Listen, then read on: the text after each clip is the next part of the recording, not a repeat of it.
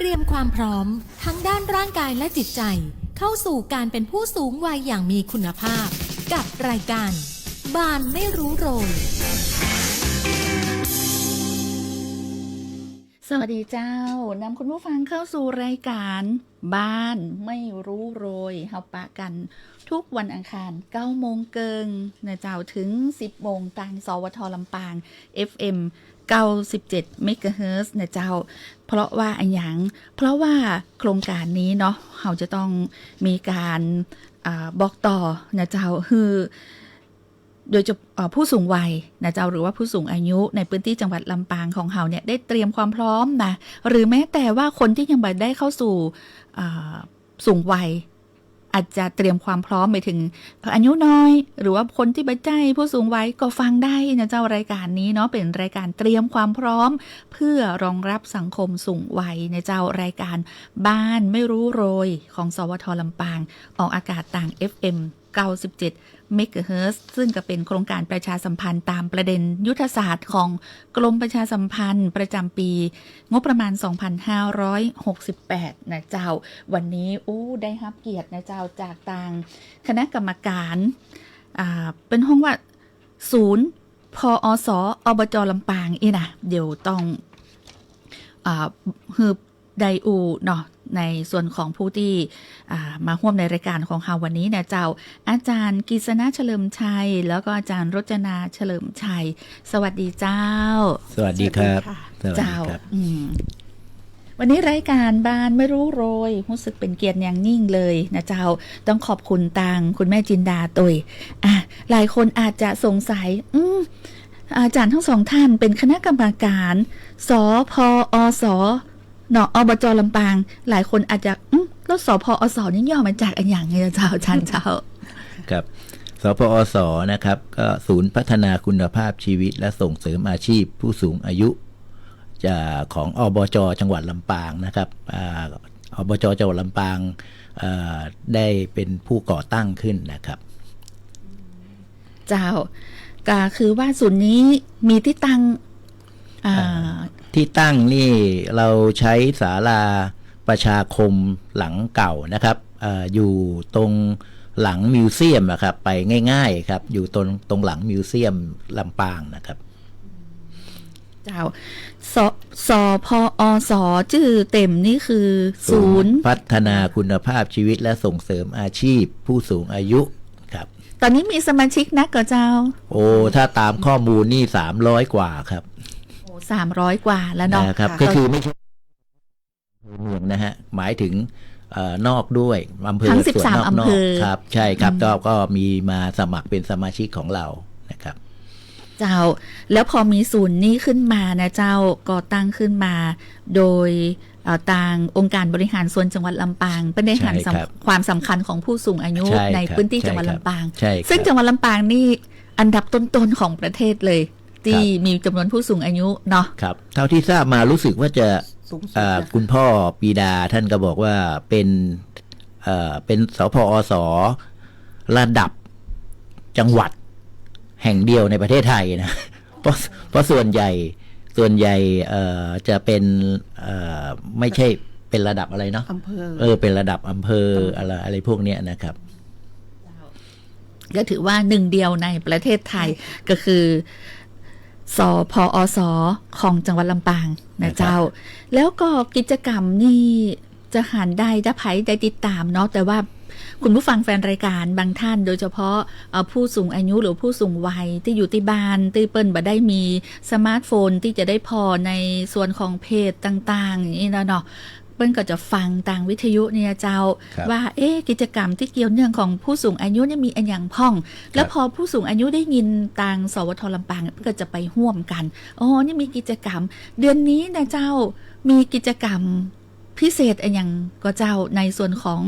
ทางศูนย์พอสอบจลำปางของเราเจ้าสพอสเรียกยากคุณรจนาลองประชาสัมพันธ์ดิครับงานที่กำลังจะใกล้ๆนี้เองนะครับที่จริงนะคะที่ศูนย์ของเรานี่มีกิจกรรมหลากหลายนะคะประจำวันก็มีทุกวันนะคะเช่นกลุ่มกิจกรรมของผู้ที่ รักในการออกกำลังกายรักในเสียงดนตรีนะคะในการลีลาศอะไรต่างๆไปอันนี้เราทำเป็นประจำเกือบทุกวันอยู่แล้วนะคะแต่สำหรับเดือนพฤษภาคมนี้เรามีโครงการใหญ่นะคะซึ่งอบจ.เองก็ให้การสนับสนุนคือเรารอมานานนะคะโครงการนี้นั่นก็คือโครงการย้อมผ้าคลั่งของจังหวัดลำปางเราก็ทราบแล้วว่าผ้าคลั่งนะคะก็ถือว่าเป็นจะว่าเป็นแบรนด์ของลำปางเลยก็ได้นะคะเพราะเป็นเอกลักษณ์แล้วก็มันเป็นแบบเอาธรรมชาติมาใช้นะคะแล้วก็กลายเป็นสิ่งที่คนลำปางต้องรู้จักนะคะดังนั้นจากการที่เรามีจุดขายตรงนี้นะคะหรือความสวยงามตรงนี้นะคะถือว่าเป็นอัตลักษณ์ก็ได้นะคะก็เลยทำให้จุดประกายโครงการย้อมผ้าคลั่งขึ้นนะคะโครงการนี้นะคะเราก็ได้รับการสนับสนุนจากอบจ.แต่ว่าคนที่จะมาช่วยนะคะดูแลโครงการก็คือดร.ขวัญณภาจากมหาวิทยาลัยสวนดุสิตนะคะศูนย์การเรียนศึกษาลำปางนะคะโครงการนี้เราจะเริ่มจัดนะคะ2 ครั้งนะคะคือวันอังคารที่20 พฤษภาคมนะคะคือสัปดาห์หน้าที่จะถึงแล้วก็อังคารต่อไปคือวันที่27 พฤษภาคมนะคะเราจะจัดการอบรม2 ครั้งด้วยกันซึ่งการอบรมครั้งนี้เราก็จะได้วิทยากรนะคะที่มีความรู้ทางด้านนี้โดยเฉพาะเลยแล้วก็เรารับสมัครสมาชิกที่จะเข้าการอบรมแต่คุณสมบัติของสมาชิกครั้งแรกนี้เราก็มีเงื่อนไขว่าจะต้องสนใจจริงๆและมีความมุ่งมั่นตั้งใจเพราะแกนนำรุ่นแรกนี้จะกลายมาเป็นผู้ที่สอนผู้สูงอายุต่อไปนะคะคือเราจะไม่มีการหยุดแค่นั้นเราจะก้าวหน้าต่อไปเรื่อยๆพัฒนาต่อไปเรื่อยๆแล้วก็จะส่งเสริมผู้สูงอายุนะคะที่มีไฟมีพลังหรือเห็นความสำคัญจะมาช่วยกันสร้างสรรค์อาชีพตรงนี้ให้มารวมกันเยอะๆแต่2 ครั้งแรกนี้เราจะเอาแกนนำก่อนนะคะแกนนำที่มีความมุ่งมั่นตั้งใจและสามารถที่จะไปต่อยอดได้คือไปถ่ายทอดให้สมาชิกคนอื่นๆได้นะคะครั้งแรกคืออังคารที่20 พฤษภาก็วิทยากรก็จะมาสอนให้รู้เทคนิคในการย้อมนะครับแล้วก็มีการต่อยอดไปในอังคารที่27เรียนเอาผ้าที่ย้อมแล้วมาสร้างเป็นผลิตภัณฑ์นะครับไม่ว่าจะเป็นเสื้อกระเป๋าอะไรพวกนี้ครับอันไม่ใช่ว่าเรียนย้อมเสร็จแล้วก็ย้อมแล้วย้อมเลยเราไม่ใช่เนาะก็มาต่อยอดเรียนรู้อีกที่สำคัญเนี่ยคุณแม่จินดาประธานสพอสอบจ.ลำปางเนี่ยท่านวางแผนไว้ว่าหลังจากนี้เนี่ยท่านอยากจะให้ศูนย์สพอสตรงศาลาประชาคมหลังมิวเซียมเนี่ยเป็นที่ประชาชนนะครับสามารถที่จะเอาผ้าเนี่ยมาย้อมคลั่งได้คือท่านฝันไว้อย่างนั้นเลยเหมือนกับว่ารับทำตรงนั้นเลยแล้วก็ผู้สูงอายุ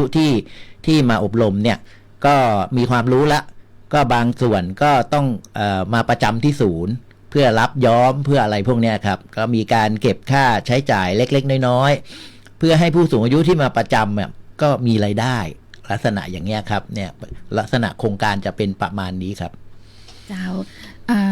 ฟังอาจารย์กฤษณะกับอาจารย์รจนาอูนี่ก็คือว่าเป็นการที่เสริมสร้างหรือทักษะในเรื่องของความรู้ด้านการย้อมผ้าคลั่งของจังหวัดลำปางและจังหวัดลำปางของเขาเนี่ยถือว่าเป็นอัตลักษณ์ที่โดดเด่นลำปางคลั่งฮักลำปางผ้าคลั่งย้อมคลั่งอันเนี้ยผู้สูงอายุนี่ก็คือบางคนยังมีไฟอยู่เนาะบัดใจว่าโอ้จะสูงไว้แต่ร่างกายยังไหวอยู่ใจนี่เกิน100อีนะเจ้าอยากจะมีอาชีพเนาะอันนี้ก็สามารถจะเป็นอาชีพให้กับผู้สูงอายุได้เนาะเป็นการสร้างรายได้ได้รุ่นแรกที่จะมีในวันที่20นี่กำหนดไว้กี่คนเจ้า20 คนครับตอนนี้ก็เต็มแล้วนะครับแต่ตอนนี้นี่เราให้โอกาสคนในพื้นที่นี่ก่อนเพื่อว่าสะดวกในเรื่องการเดินทางนะครับถ้ามาจากต่างอำเภอนี่อาจจะลำบากแต่ว่า20 คนเนี่ยตอนนี้เขาสมัครกันเต็มละก็คิดว่าถ้าโครงการนี้ประสบความสำเร็จและไปได้ดีก็อาจจะมีการต่อยอดนะครับในอนาคตครับ ทางศูนย์จะเริ่มเวลาเท่าใดเจ้าเผื่อว่าจะได้ไปดูบรรยากาศสังเกตการณ์เนาะอย่างน้อยมาทำเรื่องราวสตอรี่สกู๊ปอันยังเป็นคลิป ก็น่าจะเวลามาตรฐานนะครับประมาณ9 โมงเช้าก็คือคิดว่าน่าจะประมาณนั้นนะครับแล้วก็จะใช้เวลาในการอบรมเมินก็เจ้าทั้งวันนะคะทั้งวันเลย2 วันเนี่ยทั้งวันเลยยังตอนนี้อาจารย์บอกว่าเต็มแล้วสำหรับคนที่สนใจและได้ลงทะเบียนแล้วก็คนที่บ่ได้ลงทะเบียนแล้วฟังรายการบ้านไม่รู้โรยกับสวท.ลำปางนะเจ้ารายการเตรียมความพร้อมสู่สังคมสูงวัยแต่เนี่ยเป็นอยากไปสังเกตการหรือว่าอยากไปพอมีส่วนร่วมแต่นี่ก็ได้อยู่มันก็เจ้าหมายถึงว่าขอไปพอไปก้อยเจ้าก็น่าจะได้อยู่แต่มันจะมีปัญหานิดนึงเพราะว่าอบจเขาเวลาเขาอบรมเนี่ยเขามีงบประมาณในเรื่องของการซัพพอร์ตเรื่องอาหารว่างเรื่องอาหารกลางวันอะไรบักเป็นยังแม่บักกินก็ได้เข้าแม่ขอไปพอ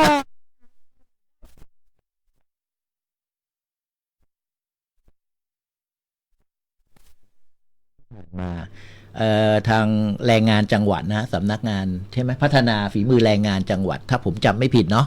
คือจริงๆเขามีโครงการอย่างเงี้ยไปอบรมตามอำเภอต่างๆเนาะตามตำบลต่างๆเนี่ยผมก็ไปสังเกตการมาจริงๆเรื่องการย้อมผ้าข้างเนี่ยเขาทำกันมานานแล้วครับหมายถึงทำกันมาต่อเนื่องด้วยนะครับดังนั้นที่บอกว่ากี้นี้เนี่ยเป็นเฉพาะคนในละแวกอำเภอเมืองเนี่ยจริงๆแล้วพวกต่างอำเภอเนี่ยเขาย้อมประมาณนี้ครับแต่ของเรานี้ย้อมแล้วต้องต่อยอดนะคะสร้างผลิตภัณฑ์ได้ตรงนั้นเขาก็ต่อจริงๆในพื้นที่เลยนะครับแล้วผู้สูงอายุก็สนใจกันเยอะทีเดียวครับเจ้าอันนี้คือเป็นเหตุและผลว่าฟังรายการบ้านไม่รู้โรยสวท.ลำปางนะเจ้าที่อาจารย์กฤษณะกับอาจารย์รจนามาอ้วก็อยากให้ไปแม่มากินข้าวเนี่ยไปเตอนะเจ้าแต่ว่าต่างศูนย์เนี่ยเป็นก็เกรงใจว่าเนาะถ้าไปแล้วบ่ได้กินข้าวก็จะได้อยู่เนาะแต่ว่าคนที่ต่างอำเภอแฮม12อำเภอที่เหลือเนี่ยบางทีในส่วนขององค์กรชุมชนท้องถิ่นต่างๆเนาะหน่วยงานบอกว่าจะเป็นต่างอบตเป็นก็มีการส่งเสริมนะเจ้ากระหันนะเจ้าในกลุ่มที่ย้อมผ้าคลั่งนะเจ้าก็จะมีเจ้าหน้าที่ลงไปให้ความรู้ใช่ครับมีอยู่ครับอันนี้ก็คือเอาคนที่อยู่ในพื้นที่อำเภอเมืองเนาะในกิจกรรมนี้เพื่อที่เหมือนกับว่าไปเป็นครูกอครูขอครูคอเพื่อกับชุมชนอื่นๆได้เนาะใช่ครับประมาณนั้นเลยครับนั่นคือเป้าหมายของท่านประธานจินดาเลยครับเจ้าสรุปแล้วก็คือจะมีการอบรมเพื่อความรู้ทักษะในเรื่องของการย้อมผ้าครั่งกับผู้สูงอายุในพื้นที่จังหวัดลำปางโดยเฉพาะอำเภอเมืองเนี่ยก็คือวันที่20และวันที่27วันที่27นี่จะต้องมีผลิตภัณฑ์โชว์แล้วนั่นก็น่าจะเป็นอย่างนั้นนะครับเจ้าแล้วทีนี้ทางศูนย์คาดหวังไว้กับโครงการนี้จะได้พ่องเจ้าว่าผู้สูงอายุจะเป็นมาแล้วนี่จะได้รับองค์ความรู้และไปต่อยอดเนี่ยเจ้าน่าจะเป็นประโยชน์ต่อผู้สูงวัยนักน้อยมอกใดผมว่าถ้าโครงการนี้สำเร็จเนี่ยผู้สูงอายุอย่างน้อยเราน่าจะได้ครูกอครับใช่ไหมฮะที่จะถ่ายทอดแล้วก็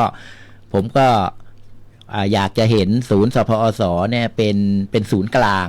ของการย้อมคลั่งที่ประชาชนที่เขาไปต่างจังหวัดเข้ามาเที่ยวมิวเซียมนะฮะก็อาจจะแค่เดินศูนย์เพื่อมาดูการย้อมคลั่งของที่ศูนย์ภาพนั้นมันเกิดขึ้นมาเนี่ยผมว่ามันดีมากเลยแล้วก็ตรงนั้นก็จะมีผลิตภัณฑ์ที่เกิดจากการย้อมคลั่งเนาะโชว์แล้วก็สามารถซื้อหาจัดจำหน่ายแล้วก็ทำให้ผู้สูงอายุมีรายได้แล้วก็อบจ.ลำปางเนี่ยก็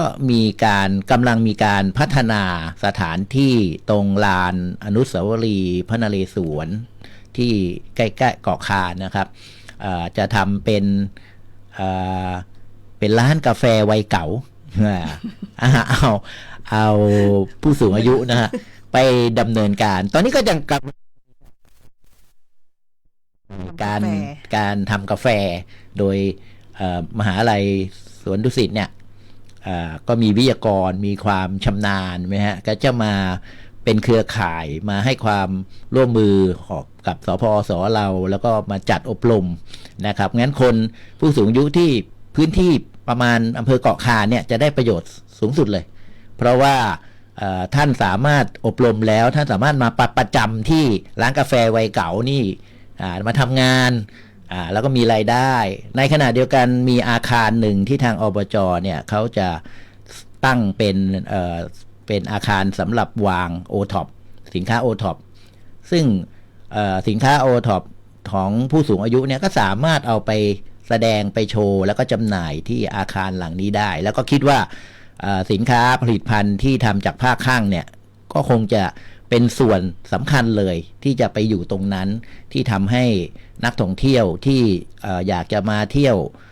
ทางภาคเหนือผ่านลำปางก่อนเพราะลำปางเราเป็นศูนย์เนาะยังไงเราก็ต้องดึงดูดให้เขาเข้ามาตรงนั้นก่อน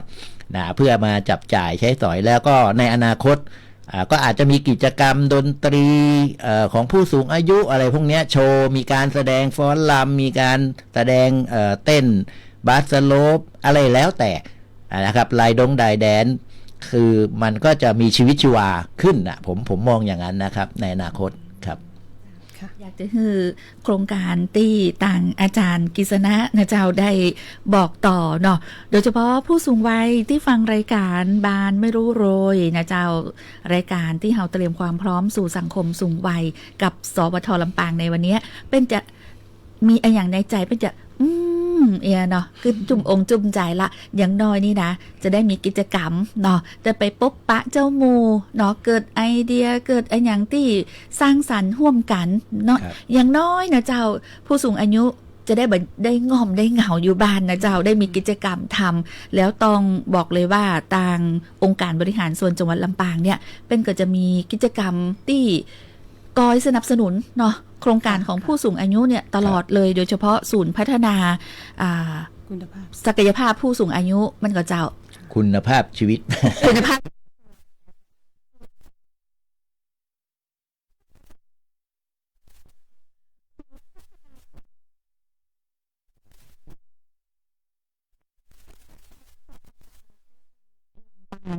สูงวัยคุณภาพดีแน่นอนแล้วก็ทุกคนโดยนะเพราะฟังแล้วถ้าหากว่าผู้สูงอายุเนาะมาเป็นสมาชิกของศูนย์สพอสอบจลำปางเนี่ยหนึ่งนอกจากจะได้ทักษะอาชีพเนาะได้ความรู้แฮมเบอร์ปอต่อยอดสร้างไรายได้ให้กับตัวเก่าได้โดยเนาะแล้วมีคุณภาพชีวิตที่ดีสุขภาพกายดีสุขภาพใจดีเพราะอันยังเพราะเป็นส่งเสริมการออกกำลังกายควบคู่กันไปตัวนะเจ้าใช่ครับเพราะฉะนั้นหวังว่าผู้สูงอายุของจังหวัดลำปางในทุกพื้นที่ทั้ง13อำเภอจะเกิดความยั่งยืนในเรื่องของสุขภาพนะเจ้าทั้งสุขภาพกายสุขภาพใจคุณภาพชีวิตที่ดีอย่างยั่งยืนนะเจ้าในช่วงท้ายนี้เจ้าทางอาจารย์กฤษณะและอาจารย์รจนามีอะไรอยากฝากไปถึงผู้สูงอายุหรือว่าผู้ที่เตรียมความพร้อมสู่สูงวัยในพื้นที่จังหวัดลำปางเจ้าเชิญอาจารย์รจนาเชิญชวนเลยครับค่ะตั้งแต่เกษียณมานะคะก็ตอนแรกก็พักอยู่กับบ้านแต่ต่อมาด้วยความที่สนใจในเรื่องของดนตรีนะคะเราก็มาจุดประกายที่นี่การที่มาร่วมเนี่ยนอกจากจะได้เรียนดนตรีแล้วสิ่งที่เราได้คือเพื่อนจากสาขาต่างๆต่างวัยต่างอะไรแต่เราไปรวมกันที่นี่เราเหมือนครอบครัวนะคะเราอยู่กันอย่างพี่น้องจริงๆคือตัวเองยอมรับว่าไม่ใช่คนลำปางนะคะแต่พอเรามาอยู่ที่นี่เรามีความผูกพันที่นี่มากแล้วก็อยากจะช่วยเหลือเกื้อกูลกันใครทุกข์ใครเศร้าเราก็แบ่งปันกันนี่คือสิ่งที่เราได้รับจากการทำกิจกรรมและอยู่ร่วมกันนะคะก็ถือว่าเราออกมาเผชิญโลกแต่เราสามารถที่จะแลกเปลี่ยนความรู้และสร้างมิตรภาพขึ้นได้ค่ะก็อยากเชิญทุกท่านนะคะถ้ามีโอกาสมาร่วมงานกับเราได้เลือกได้หลากหลายค่ะใครชอบดนตรีไทยใครชอบสล้อซอซึงใครชอบร้องเพลงก็มีนะคะแล้วแต่ความสามารถที่เรามีเราก็สามารถทำในสิ่งที่เราชอบได้ค่ะครับผมว่าอย่างที่อาจารย์รจนาพูดนะครับ อยู่กับบ้านสมมุติว่าเกษียณแล้วคิดว่าจะเกษียณตัวเองเนี่ยถ้าอยู่กับบ้านเฉยๆเนี่ยภาษาเหนือว่าง่อมใช่ไหมฮะพอดีเราก็เป็นคนภาคกลางภาษาเหนือว่าง่อมพอเข้าสู่ของผู้สูงอายุของสพอสแล้วเนี่ยมีความรู้สึกว่ามันเกิน มันเกิน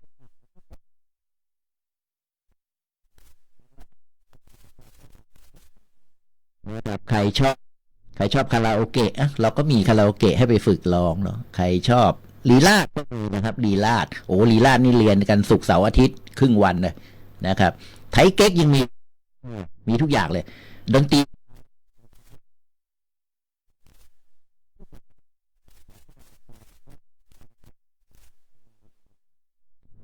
อาจจะมีที่แม่เมาะนิดหนึ่งที่เขา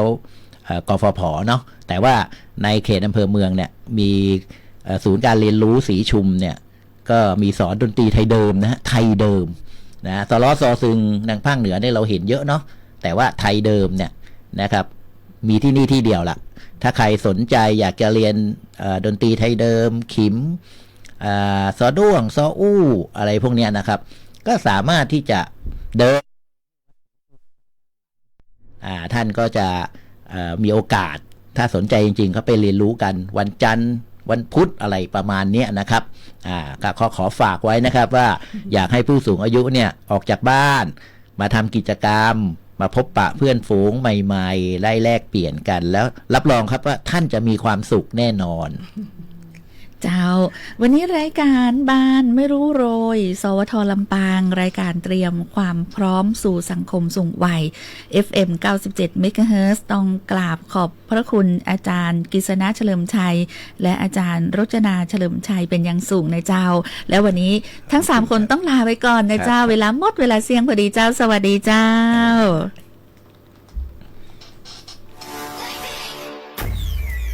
เตรียมความพร้อมทั้งด้านร่างกายและจิตใจเข้าสู่การเป็นผู้สูงวัยอย่างมีคุณภาพกับรายการบ้านไม่รู้โรยมันนักขนาดนั้นเลยกับพอลล่าพอร้องพอแล้วไปเจือหลัง